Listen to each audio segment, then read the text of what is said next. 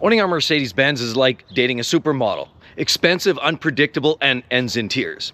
That's why, in fact, I want to share with you the next vehicle that we purchased. This was our daily driver. We've now pushed it to the side. That being said, we're not selling it. We're not getting rid of it.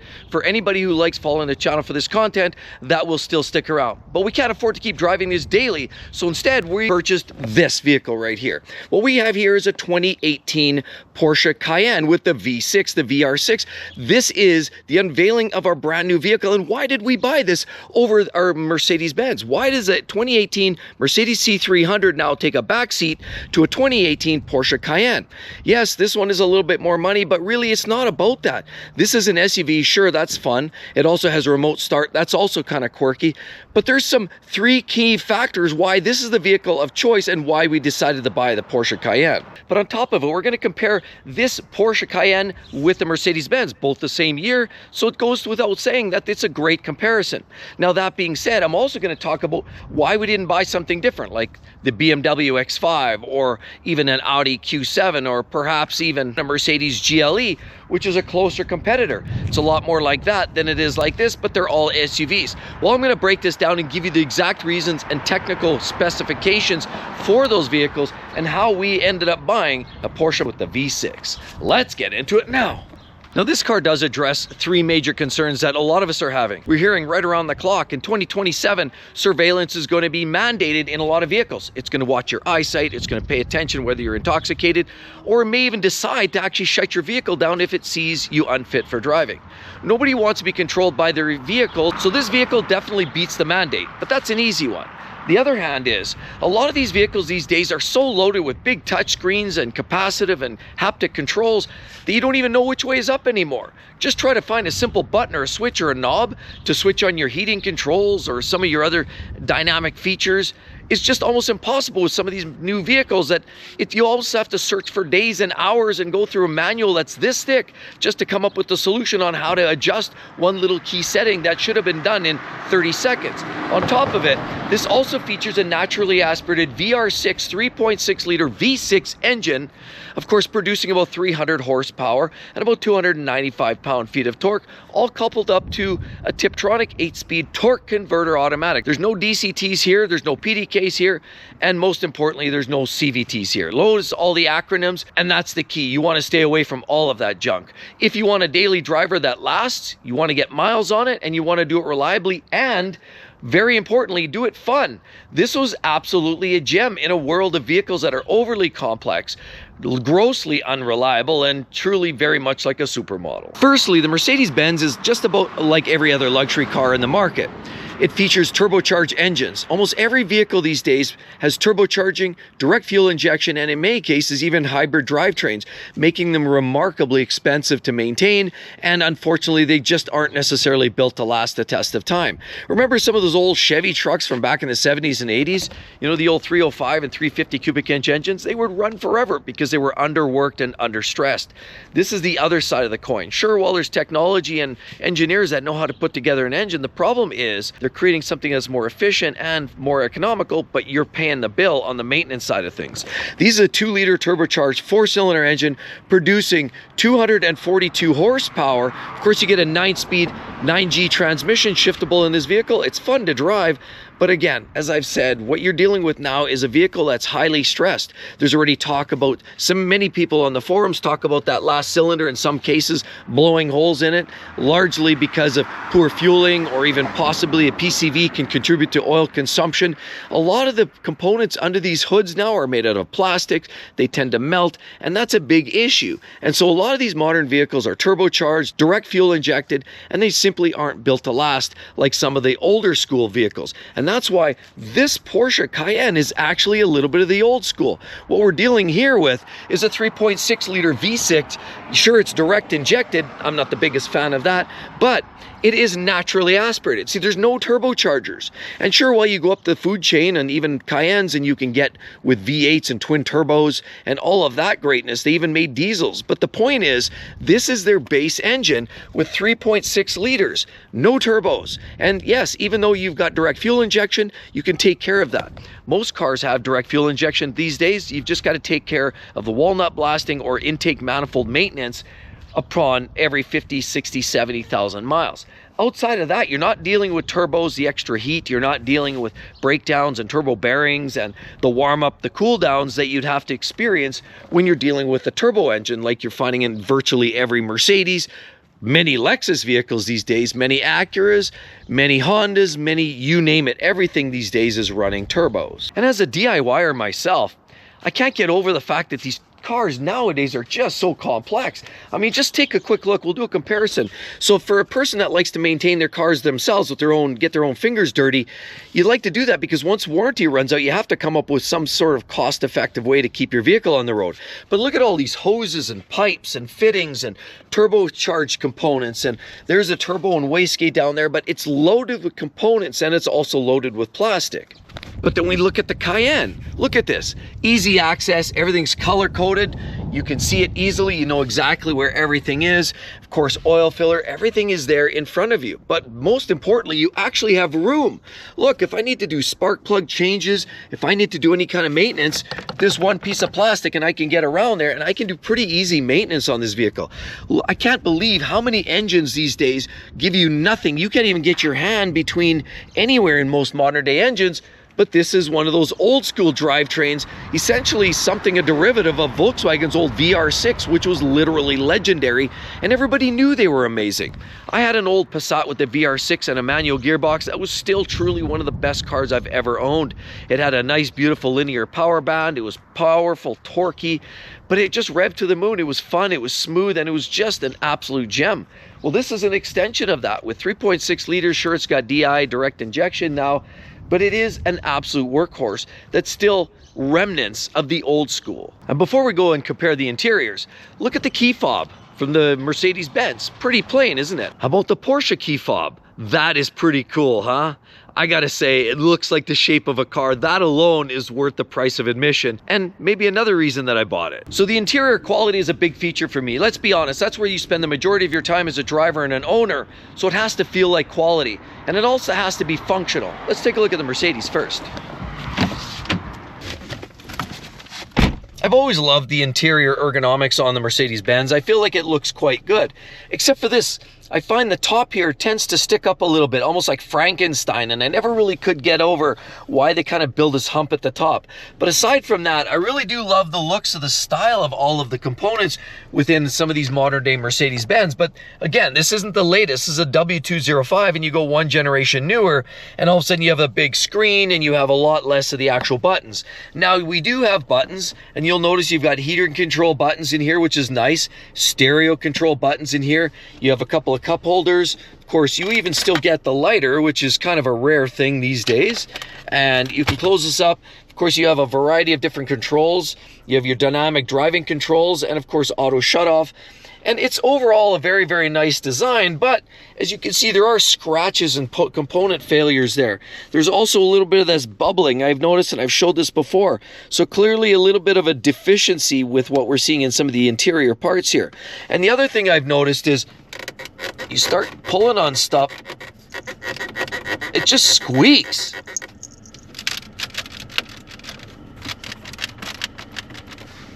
Look, everything just kind of moves in ways that probably...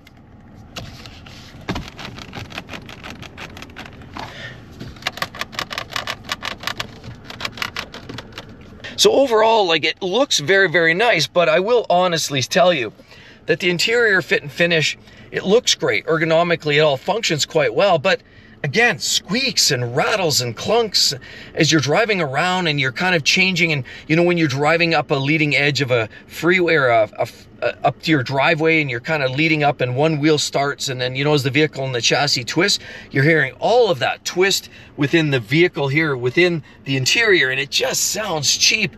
I've heard Kias and old Hondas from 1986 that have far less squeaks and rattles. So it's really not that inspiring, and we know why that is. A lot of these snap together fittings and push together, they don't even screw anything together half anymore these days with a lot of these modern day luxury vehicles.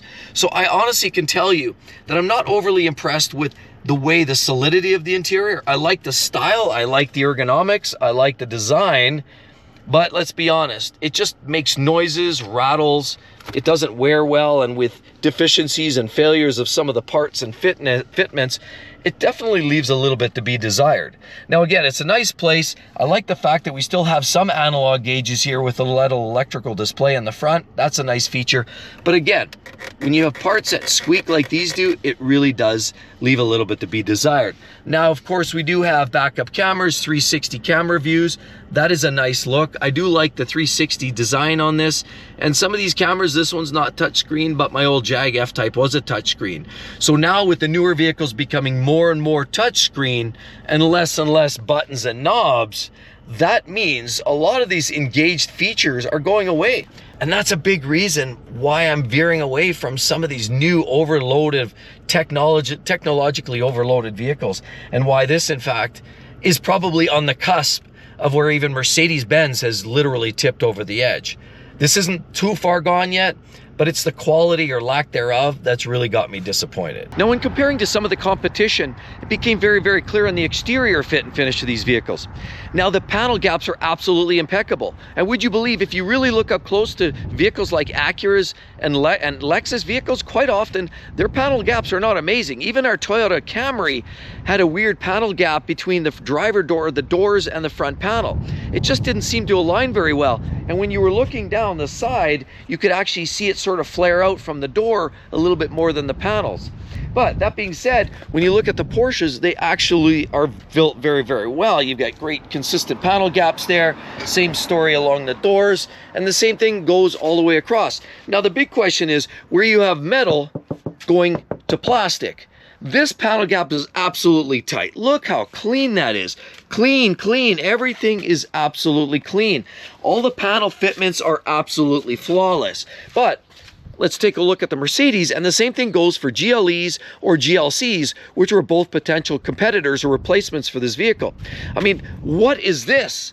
I fit my thumb in there. I don't even know what that's going on there. Now, it's not a problem. It works, it's fine, everything's sorted, it's beautiful that way, generally speaking, but how did you get such a panel gap that wide? And then on over here, you have this tight panel gap. You have probably a 1/4 of an inch. Here you have like 5/8 of an inch. And then of course you look around, some of this stuff here doesn't wear particularly well because I don't see that chrome, that plastic chrome, ever holding up all that well over time. You know, fitment gaps are all inconsistent with these vehicles. Overall pretty good, except for this. Again, we've talked about this, how this literally failed and it popped off when we hit a set of moderate train tracks. So again, yet one more conversation about between metal and plastic, what's the difference, and why is in fact you're getting these types of deviations. Now this is tight here, this looks pretty good here, although look, we have moisture in the rear tail light. Again, another seal fail there of some sort. But let's be honest, fitment gaps between tight ones here and medium size there, medium there, things aren't exactly consistent, and it's all over the place with this car. You have some narrow ones, some wider ones, and some absolute catastrophic gaps. So it's not consistent. But driving the Porsche Cayenne, I was very much impressed. When I really did a walk around of these vehicles, I became more and more impressed, and it really did grow on me. The quality of the body panels and the fitment is absolutely impeccable. That's why the Porsche 911 even still carries such a legendary name. It's that quality that goes with it. It's not just about the name. There's a reason those cars are going up in value. But that being said, that's a big thing. Now let's go inside this car and take a look. Now the beauty is this is a great comparison with the Mercedes-Benz, not only because they're both 2018s, but because they both have around 70,000 kilometers. And so when you consider both those factors, it's a perfect talk about which one actually is holding up better with time. Now, overall, here's what I really love about the Cayenne. Look, everything is in buttons and knobs. We have buttons, we have knobs, everything is a button. Sure, I don't know what's going on here, but you have a smaller screen. It gives you the backup camera information, gives you the infotainment and all of that. But other than that, everything is simple. Look, you get this brushed chrome here, very nicely put together. There's no peeling, there's no stickers coming off there. Everything is buttons. Downhill descent features. You have all of these information, about heating controls. You have your temperature, dual climate controls, one on either side. It's very intuitive. You have, of course, your heating controls, more airflow there, as well as heated seats on both sides. Down here, you have all kinds of all-wheel drive or off-road driving systems, sport, Of course, turning off your auto start and naturally traction control systems. It's a very well laid out area, and I'll be honest, look at that. Even that slow open like that, very solid. Beautiful piano finishing along the bottoms, beautiful chrome or brushed aluminum there, and lots of brushed aluminum details throughout. This is very, very solid too. And you know, you get a couple of little drink holders. Sure, you still get the 12-volt outlet there, but the seats heated and cooled in this vehicle. They're stepping up the game, and back there heated, cooled, as well as you've got a great little pass-through. It's a gorgeous vehicle. I'm going to do certainly a lot more conversation on this vehicle and a proper review coming up, but I absolutely love it. You get heated seats back there as well, and of course your own proper climate controls in the back to control your own deal. It's just an overall well-built area. The controls very engaging. Just listen to that. Solid, heavily weighted, solid, and it feels like quality. You still have analog gauges. You have gauges that represent something from the 911 lineage. I love this. Look, you have your speedo, you have your tachometer, and of course there's a little digital display there. Now what's cool is this little quirky piece. We can turn that here, and now all of a sudden, look, it gives you all your information, all your check engine lights and so on, and of course, just a little bit of basic information that you need over here. I love the basic looks. I love the fact that most of it's analog, and even the steering wheel certainly has a very sporty deal look to it. Nothing's peeling, nothing's wearing off prematurely. You have these holy poop handles, which give you something really to grab onto, but everything is nicely put together. I don't see a whole lot of scratching because the amount that the high quality or the piano finishing that they use is very minimal. There's a little insert here, but there's not excess amounts in the high wear areas. The areas, you know, when you're doing this, and you're basically moving from one control to here or here to here, the areas that you're touching are not necessarily the parts that wear the worst. In other words, you're using, I will admit, a little bit lower, cheaper grade of plastic that could be a little bit nicer.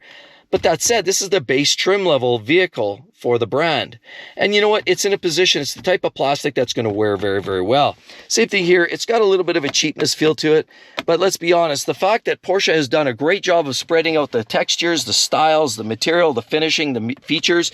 Look, even this contrast stitching down here on the handrails means that these vehicles have literally enough texture and enough features and concepts within that it doesn't feel cheap. Everything's broken up nicely, and the quality just feels so much better. There's nothing really here to even, like, there's nothing. There's no squeaks. Okay, this moves a little bit. I can't even move the center console. Okay, that's got a wee bit in it. How about this? A little bit on there. When you sit down, probably get a push on there, but that's just from many elbows pushing down on that. But overall, actually very, very well put together. Very few squeaks and rattles in this. Nothing really to report. So I was very impressed. When we took this out for a drive, you didn't get those squeaks. You didn't get those clunks and rattles. It's just very calming. It's a nice, relaxing place. And if driving an SUV for a daily vehicle that can deliver fun driving, which it can because you have paddle shifters, you have 300 horsepower on tap, you have even had beautiful giant sunroof panoramic that goes all the way to the back.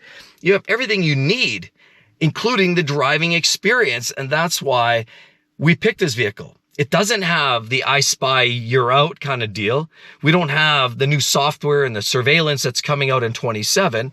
We don't have big screens. We literally only have pretty much push buttons and knobs and switches.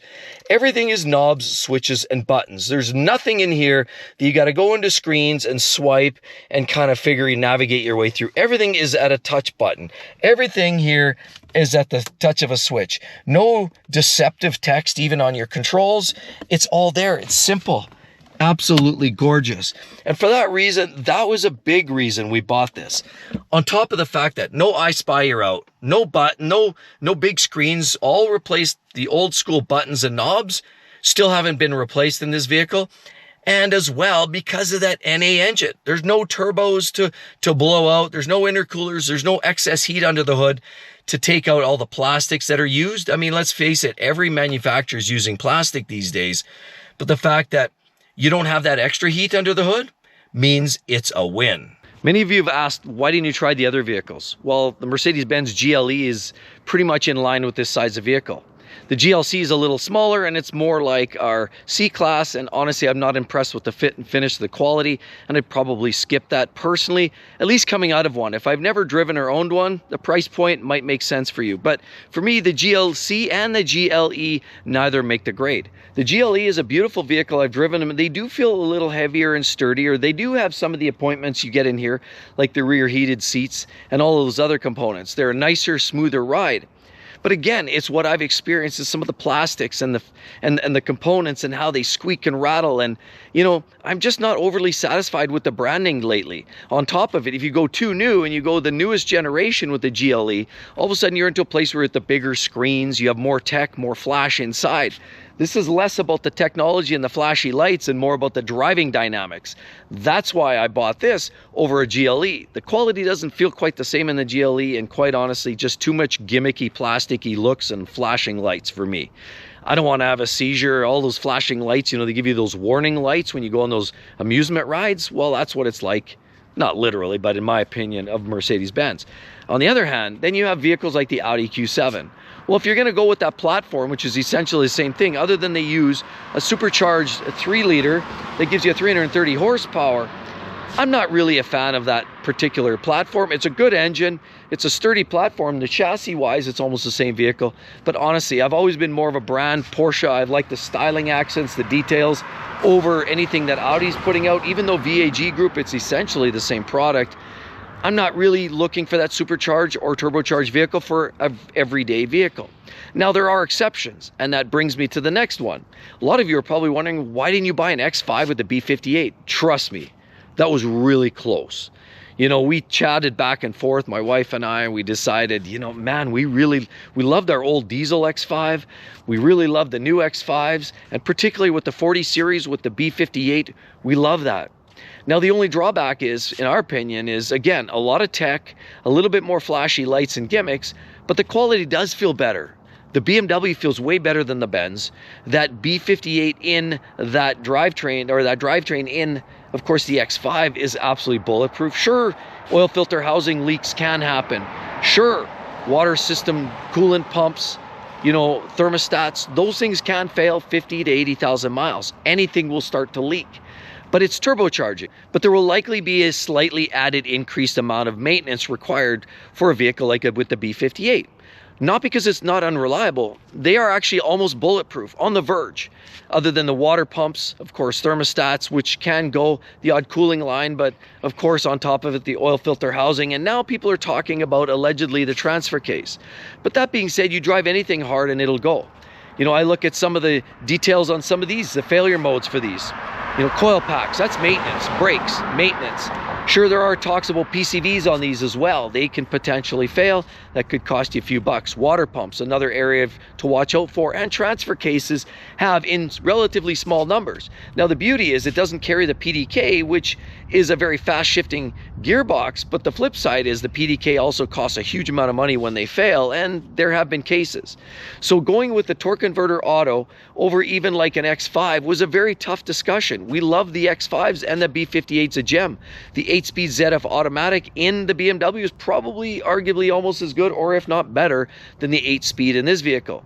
So it's really a toss of the coin, but it really came down to less buttons, less knobs, no surveillance in either of them, but the fact that it was NA for a daily driver. I love turbo engines for a car that I'm going to drive once or twice a week to go get my jollies, go hard, race around, maybe go to the racetrack. That's perfect.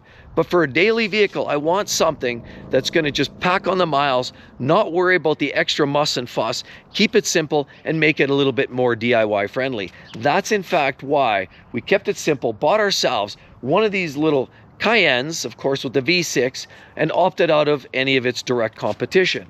They're all great vehicles. There's lots of choices on the market today.